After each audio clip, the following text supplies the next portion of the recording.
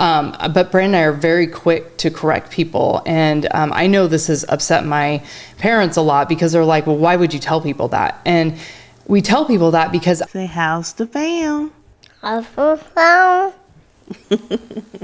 What's going on, family? Welcome back to How's the Fam, okay? Today I'm joined by a friend, a newer friend, near and dear to my heart. She is part of my small group and an incredible wife, mother, and friend. Amy Miller, everybody. Amy, thank you for stopping by.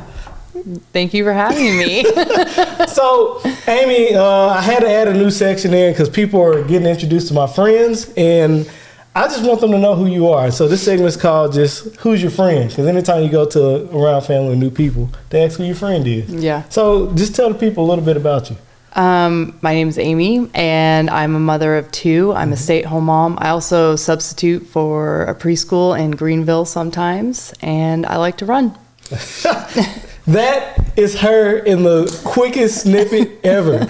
And when she says she likes to run, she runs. She don't like, it's not a playing thing. And we'll get into that a little further into the episode. But before we do, we have a segment called Just Checking In. Now, Amy, Just Checking In is just a segment where we just tell the people kind of how things are going, right? Just how the life has been and all that good stuff. And my Just Checking In story is I've been late dropping my daughter off 3 days in a row. And, you know, at first, I'm not the first person in line. I've never been the first person in line. More or less, I'm usually like in the line, but the tail end of the line. So like it'd be big by that time.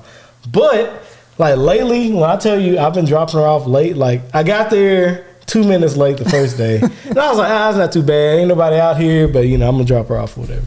And then I got there 8 minutes late, like 2 days ago. I was like, okay, this is slightly embarrassing, but I'm going to give myself some grace and we're just going to rock out. And then, like, today I dropped off a smooth 15 minutes late. And the lady was just like, so, you know, you only have 3 tardies? I was like, look, do I look like I care? I am exhausted. Here is the child. We will deal with the tardies later.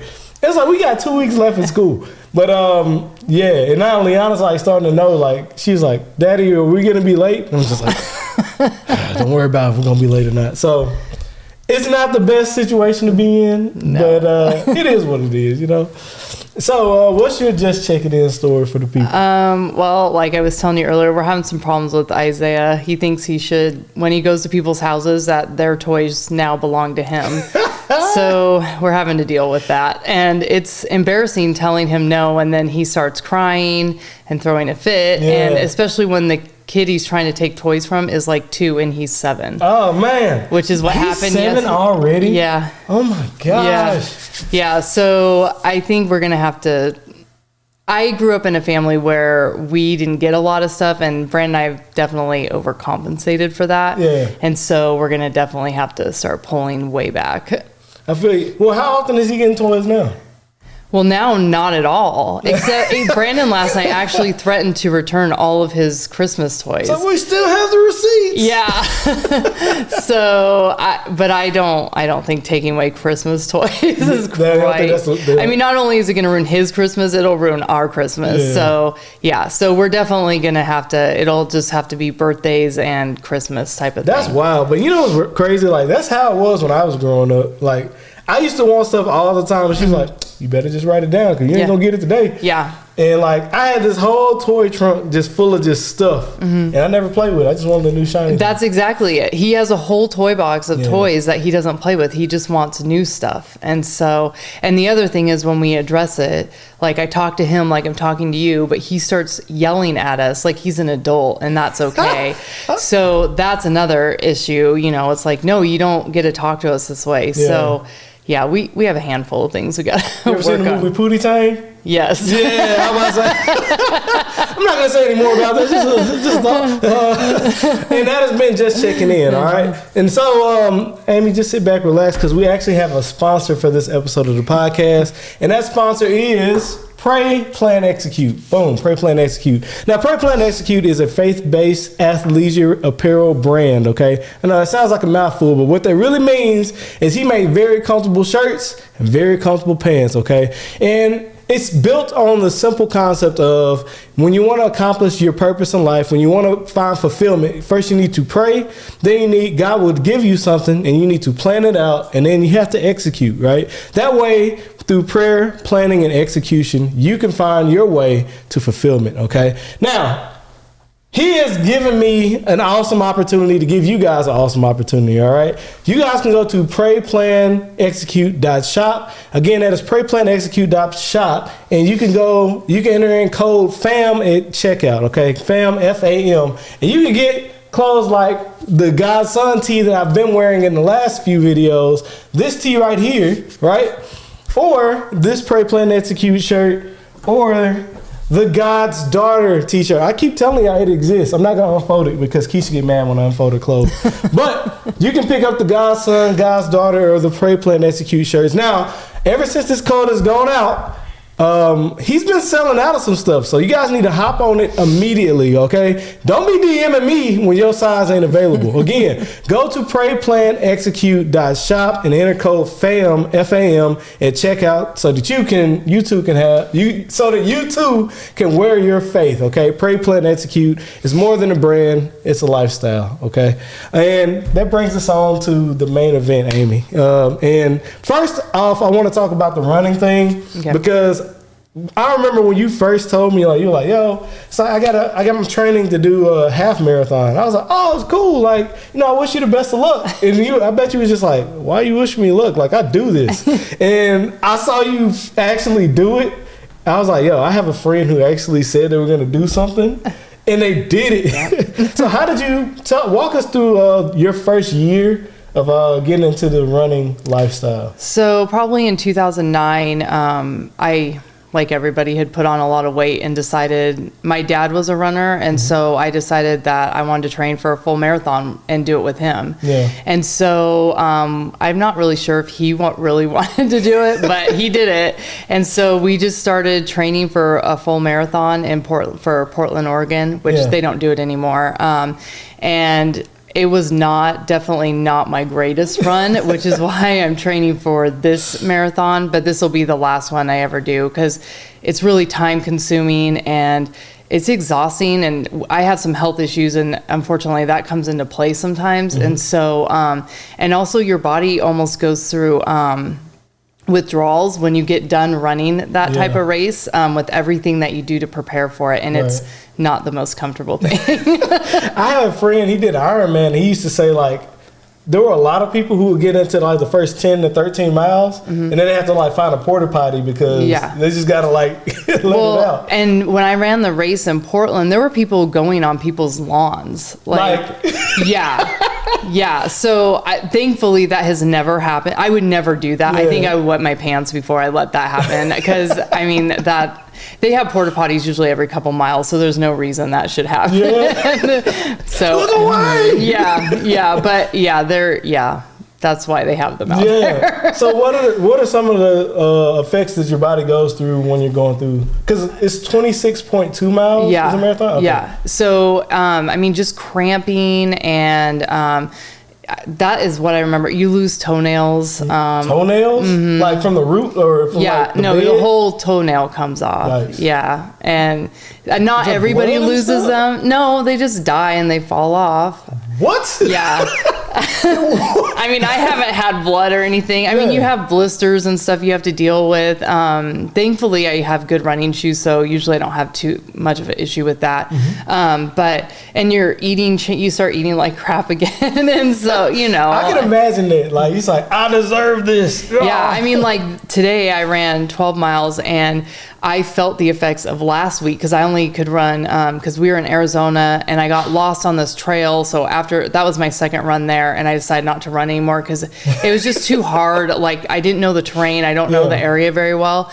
And so I definitely felt it today from eating, garbage for Thanksgiving and then only running twice last week. And that was not. So how often, what does your regimen look like in terms of like maintaining the running lifestyle? So right now I'm running 4 days a week, and then Mondays I cross train. So I ride a bike usually on Mondays, but I also am doing strength training 3 days a week, which is really hard with running because No kidding. so when you're done, you're like, yeah, I got my mileage in, and then you're like, oh, now I still have to lift weights. In my mind, I thought lifting weights would be like the relief. It's like, finally I get to lift weights. No, I mean it's just hard because sometimes after runs, like today, I'm really tired. Like Yeah. I can't wait to go home and take a nap. But like because your body's tired, it doesn't want to do it. But I also know that strength training improves the running, improves my time. So I got to stick with it. So No kidding. So like, when you say strength training, are you talking like upper body, lower body? Or yeah, like all mostly of I it, or- focus on lower body, but also I do back and shoulders because you need, and your core. So I do core workouts because I know I have a Peloton. Yeah, I was gonna ask. I was like, so Peloton? What are you Yeah, so they have a program. You pay for their monthly program, and so they have different strength training classes you can take. So that's Okay. what I've been doing is just Oh, picking out sweet. some of their strength, and they have specific ones for runners. Do you know what your Peloton like ID is? Yeah, it's Miss Miller's time with a Z after Miller. Send that to me. I will put it on the screen. Also, do you Okay. have like a link where people who want to do Peloton? Yeah, I can do. Yeah. Send I'll me the send it to link. you. I will Okay. put the link in the description of the video. Yeah. I was like, when I first heard about Peloton, I was like, everybody's like, join the cult. Yeah, Join it the is a cult. community." Yeah, I actually have clothing now with their name on it. And a backpack. I'm pretty embarrassed, but I love it. Honestly, it's like once I'm in the off training, when I'm done racing, because I only race, I've decided I can't do it during the summer months. It's just too hot here. Without a doubt. But it's nice to have the bike and keeps you in shape, and you can do other programs. I mean, they have a running program that you can do on the treadmill. And they apparently have a tread now, but I will not be getting that. But they have all kinds of stuff you can do. You can do walking, running, weight training, yoga, that stretching. Yeah, I thought the Peloton thing was super awesome, and then I like it a lot, and I feel like Keisha definitely wants to do it, and like she's like, yo, just let me get this Peloton. I'm just like, do you want to do Peloton or do you want to do this? And she was like, I want to do it all. And I was like, let's come up with a plan before we do the Peloton. And thing. that's the hard part because Peloton is expensive, Yeah. and also my running's expensive because I have to get new shoes every 2 to 3 months. And because of the miles you put on? Yeah, Okay. and so like I can tell now I definitely need new shoes because I was slipping today because you wear out the tread, and then Wow. you can feel it in your knees and hips and stuff that you need new shoes. And my shoes are between $120 to $150. What are you getting? Brooks? I've seen Yeah, I people get Brooks Brooks. Brothers. That's Okay, what. That's what I run in is Brooks. So, I've seen a lot of people wearing Brooks Brothers like lately, and they're just like they're so comfortable. I was like, so do you run or you just put them on? It's like, well, some people just wear them to wear them, but not me. I run. Not you. You I actually run. So what do you do when they're actually worn out? I do. I keep them. Is it like a trophy? No, it's like, just hard for me to get rid of them because I'm like I only had them for a couple months. Yeah. Now the ugly ones I do get rid of. I'll donate them because you can still walk in them and stuff. But I've kept quite a few of like my bright colored ones because I wear them with jeans or whatever. So yeah. Because you can still, or mow the lawn or whatever. That's why I was like, usually when I wear out a pair, it's like, you're about to turn green, buddy. Yeah. You have to mow the grass. Yeah. I have trouble getting rid of them. I don't know why. Yeah. I think it'd be dope if you had like a shelf and it's like you just keep one of them and just do. Yeah, but you know how bad those would smell after a while. Like, I'm not allowed to keep my running shoes in the closet because Brandon is like, Amy, no. Oh, he said something about it. Oh yeah. I mean, he's nice, Brandon. He's nice, so yeah. That's hilarious. I could imagine. He's like, and then you named your Peloton too. Yeah, but, I did. That's awesome. Is there any tips and tricks that you have for people who want to get into running or? Well, a lot of the information I've gotten, especially lately, is I joined a Facebook group. I thought you were about to say TikTok. No, I don't have TikTok. I think it would suck me. But there's a lot of people on there, specifically one gentleman who's always giving advice for running and stuff. And so if you want to get into it, find somebody else who's also a runner that can help you. Because there's books out there. I mean, there's a huge information, but you kind of have to pick and choose what works for you, because what may work for me may not work for you. That is the realest advice I've ever heard. And that's my stomach, by the way.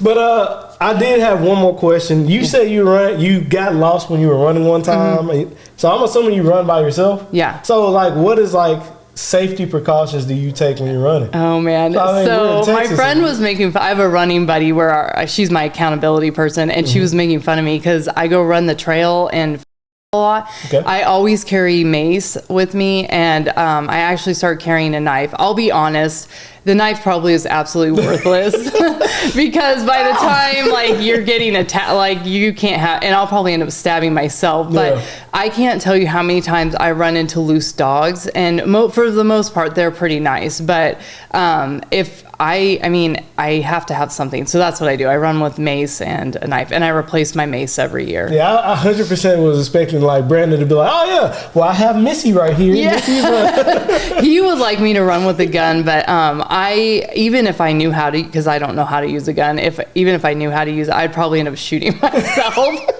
And so I just don't. So this is what I'm sticking with. And and I only run with like one of my earphones in if I'm running to music. And I try to like really pay attention to my surroundings and stuff too. So, and honestly, that's hard because you get into a zone, and then like there's been a couple times I've had a dog come up on a dog and been like, oh, because I wasn't paying attention. Yeah. So, that's all you can do. I feel like a quiet dog would be the dog you want to encounter. It's like, just stay quiet, stay over there, do you think? On the trail, there was this giant mastiff, and he was standing outside of the like family fence, and he was just sitting there, and I was like, okay, you're big. My mom used to have a mastiff. I'm like, so if you come at me, I got the mace, okay? But I don't want to hurt them either, you know. But he just stood there watching me, and I'm like, okay, just stay there. And he didn't come at me at all. So I was really grateful, and I do pray almost. I try to pray before every run and ask God for protection too, you know, just to protect me on my runs. Because sometimes as you get further into the trail and it gets a little sketchy. I'm like, is there people hiding here? Like, start hitting the leaves around. Yeah. Everything good. Yeah. So another major part of you, or that you mentioned at the very beginning, was like your mother. And what a lot of people don't know, or I'm assuming people don't know, is that you actually went through an adoption process. So can you walk us through what, like, first identifying like, yes, adoption is the path that we're going to take, and then just what that process looks like? So when Brandon and I got married, we did not plan on adopting. We thought we could have biological kids, and then found out I couldn't. And so I was okay not being a mom because I'm the oldest of 9 kids. Oh, wow. So, so to be honest, I'm not the biggest kid person. I'm getting better, but I was okay. But I don't know. I just felt one day I was sitting at home and just, you can call it whatever you want, but I just felt God really speak to me and say, this is something you need to do. So I started looking into different agencies. Brandon and I already knew we didn't want to do the foster program. Okay. Well, what's the reason behind that wanting to do foster? So when we lived in Washington, in the state of Washington at the time, and I don't know what the laws are now, but they protected the birth parents, which in all cases, you know, most, they want the children to return back to the birth parents.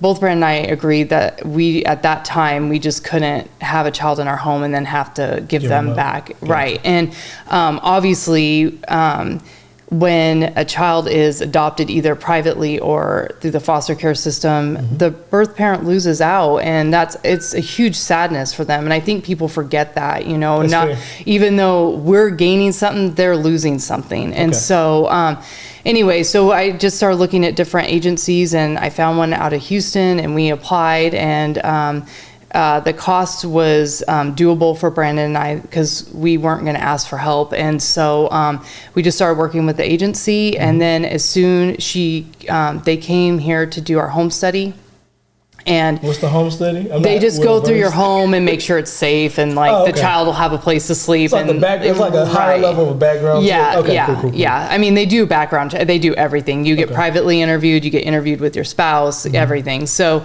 they came, and when she was here, she said, you know, we may have a child for you. Do you want us to present you guys? And we're like, yeah. And so we had to put together like this, like a portfolio almost. So you write a letter to the birth mom, and then you include like a bunch of family photos. So that's what we did.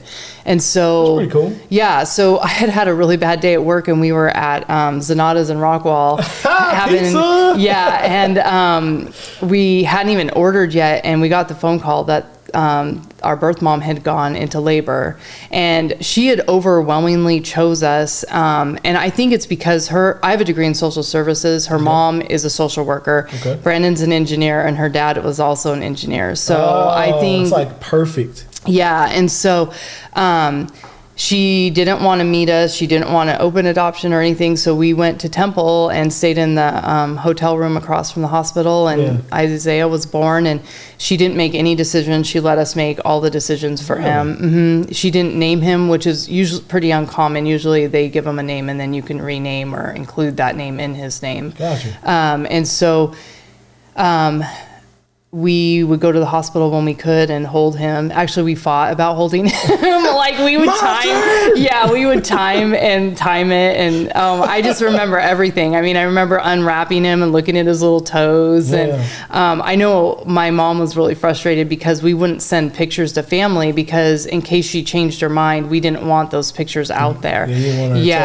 And so the day came, because in the state of Texas, you have 3 days to and then you sign over your rights. For the parents or for the... for the birth parent. Okay. She so when they place, they give you however many hours that is, 72 hours, and then they sign over the rights. So Brandon and I went and sat with Isaiah, and the social worker came in and didn't even say anything to us, and Brandon and I are just like, did she sign? Yeah, did she sign the papers? And she was like, "Oh yeah, she signed them. You can take them home now." We were like, "What?" So why did you put us through this? Yeah, so it was so weird though, because I remember putting him in the car, and I'm like, "What are we doing? Like, we're new parents." Even though I'm the oldest of 9, when you have your own child, it's so different. Different. Brandon's mom actually flew down like within 2 days, and I'm so grateful for her, because I don't know if Isaiah would be alive right now if she hadn't come to help us. It was the craziest. It was just it all happened so fast. When you have biological children, you get to carry them for 9 months, and you prepare. From the time we started the process, we started like in September, and then by April we had him. September to April. That's like 9 months, right? Yeah, but we thought we would be on the waiting list for a year or so, because it's not... Normally you have to wait, but so we were just, when they called us to tell us that they were going to induce her, we had a crib and a jogging stroller, and that's it. So some lady were amazingly prepared. Not even a car seat? No. So we went to Target, and this lady took pity on Brandon, I thankfully, and was like, "This is what kind of car seat you need to get. You need to pick out bottles." And I'm just I don't know what we're doing. Well, no, technically you don't need bottles. See, they give you like a little... Yeah, they did. Yeah, they did. So you got a little bit of, small window. Yeah. And then we were crazy. We took him out to Walmart and stuff. And now looking back, I'm like, I'm surprised he didn't get sick, which is probably why he has a great immune system now. Put that dirt on him. Yeah. Olivia, I think we kept her in the house for almost the first 2 months, but That's Isaiah, we took him out and did everything. Yeah. So what was the second process like? Was the second process? It wasn't the same. It was a private adoption through her birth mom. I found out about her through our church. It's kind of a long story, but short, to try to shorten it down.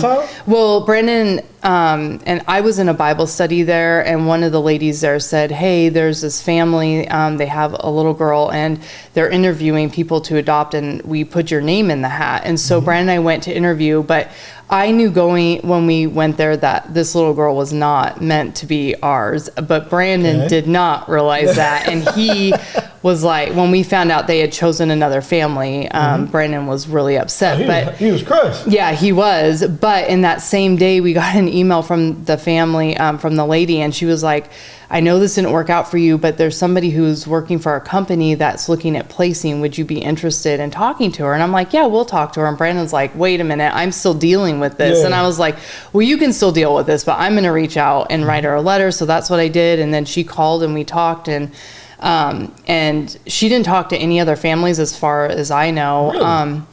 She wanted an open adoption, which we were open to, and which we would prefer, because I think it's important to know where you come from. Yeah. And so, what does the term open adoption mean? so for us, because it was private, we set the boundaries. But sometimes in private adoptions, it's letters and pictures and maybe seeing the child once a year. We see Olivia's birth mom.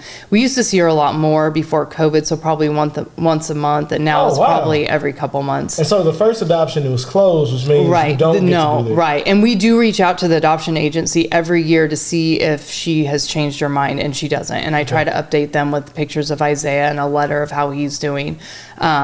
And that's something that he really struggles with, because Olivia's adoption's open. So he actually sees her interact with her mother, and now he's like, hey, I'm missing something in my life. Right. Okay. Right. Yeah. Okay. So, which is why we have him in counseling right now, because, one time after a visit with Olivia's birth mom, Isaiah just started crying and was like, for him being so young, he understands a lot. I feel like he understands a lot, but maybe because Brandon and I are so open about everything. But he just started crying in the back of the car and was like, why don't I get to see my birth family? It's not fair. I love Olivia's birth family, but they're not mine. And I just pulled the car over and hugged him. And I was like, I know, bud, it's not fair. And, we're going to, I reach out every year. I do the best I can, but this is... this is how it is, unfortunately. Yeah. So even when he turns, when he becomes an adult, will he be able to reach out? He can contact the agency, but if she still hasn't contacted, then no. Brandon and I know her name because the hospital did not do a very good job HIPAA-wise. But that's not for us to give him, 100%. So as he gets older, we'll have to figure that out. I don't know. Because the agency won't give him any information that she doesn't want him to have. So, wow. Yeah. Okay. Yeah. Man. All right. So you were talking about Olivia's. Yeah. So she, anyway, she chose us, and then I actually got to be in the delivery room when Olivia was born, and I was the first one to hold her, and then really, yeah. And then the 3 days, it was really different because Olivia's birth family was all around. So her great-grandparents, her grandparents, her aunt and uncles were all there. I spent the night in the hospital. I changed her first diaper, everything, just because her birth mom didn't really know what she was doing. And so... at this point, you're a pro. Yeah. And then we wrote a letter to her birth mom on the night that she signed the papers to place Olivia with us.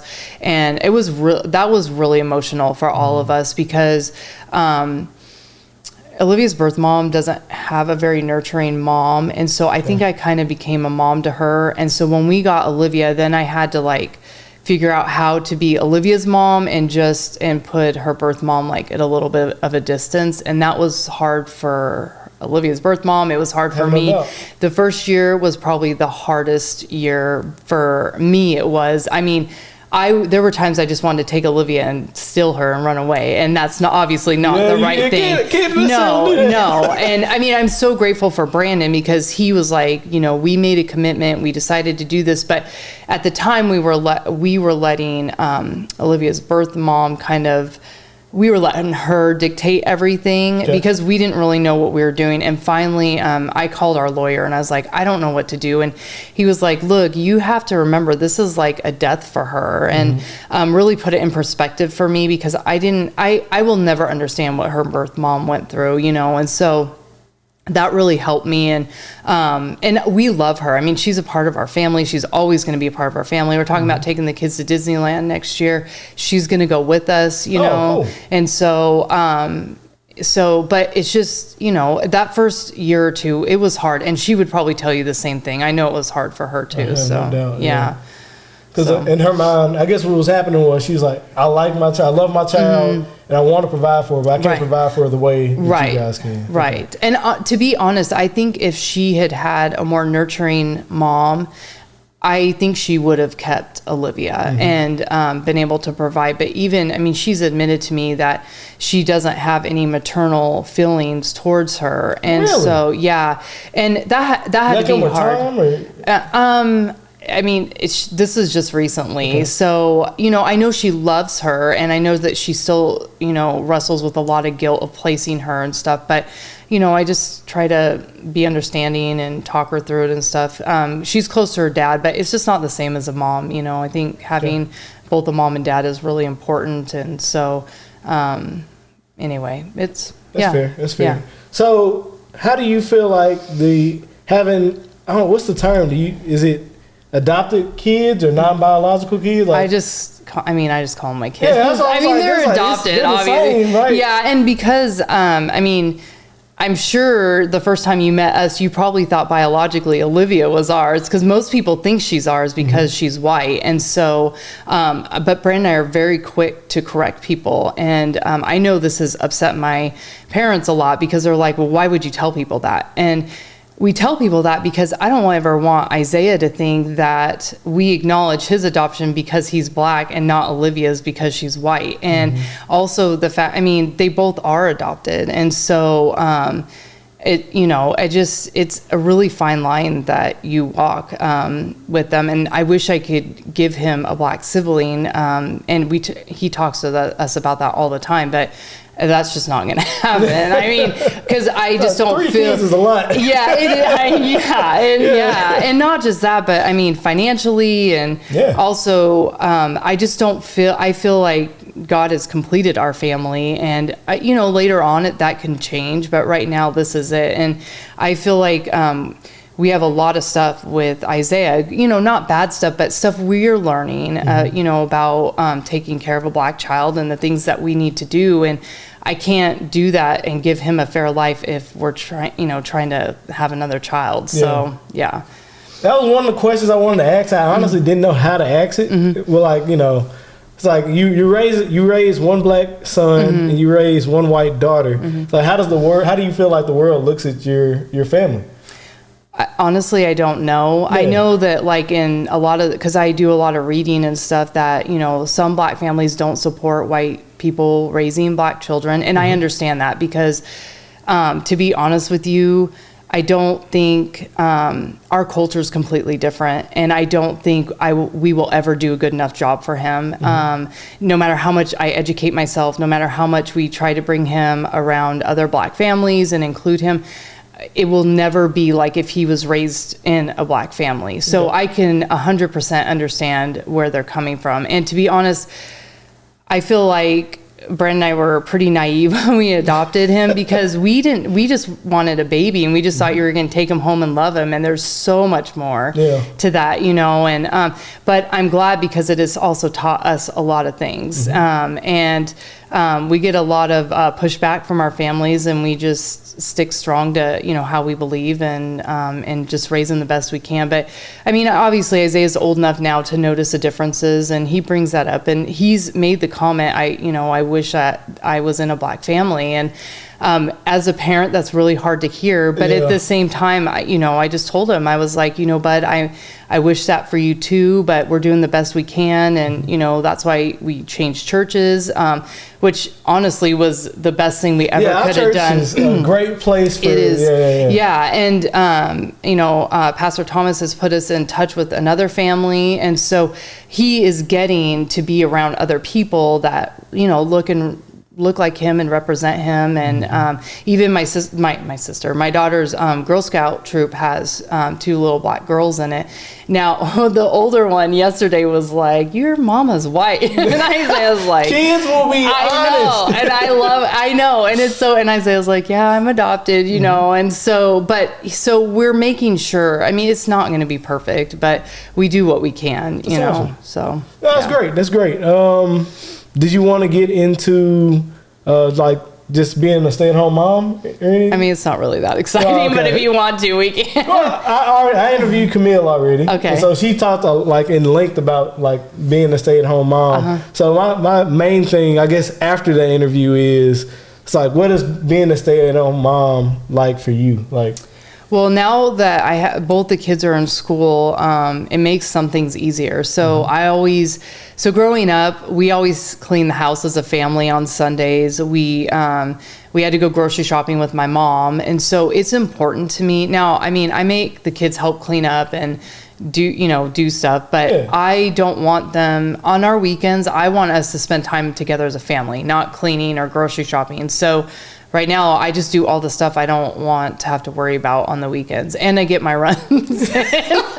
So because one of the things I miss when I'm training is getting up and having coffee and having the kids snuggle on your lap on Saturday mornings. And I miss out on a lot of that. But right now I do my long runs on Fridays so that I can do that on Saturday. So, yeah. That's awesome. Well, thank you for stopping by. Yes. This was incredible. Like, this is beyond insightful. Like, I know about you, but I didn't know, like, in length the story behind how everything came to be. Yeah. So now I feel like, I don't know, I feel like so close to you right now. It's awesome. Thank you for stopping by. We like to end every podcast with some words of encouragement. So words of encouragement is just that you share some words of encouragement with the people before we see them again, okay? So I'm gonna let you think of one, and I'm gonna do like some like tidying up, and then my words, and then I'll point it to you. Okay. And then it's over, okay? All right, cool.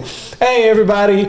Thank you for making it this far into the podcast. If you've made it this far, please share the podcast with somebody who could be blessed by what has been said, or somebody you think will like benefit from what's been said in this podcast, okay? Make sure you leave a like, because the like is for me, okay? The like is for us. And also make sure that you leave any reviews or comments letting us know like what you liked and what you would like to see in the future, okay?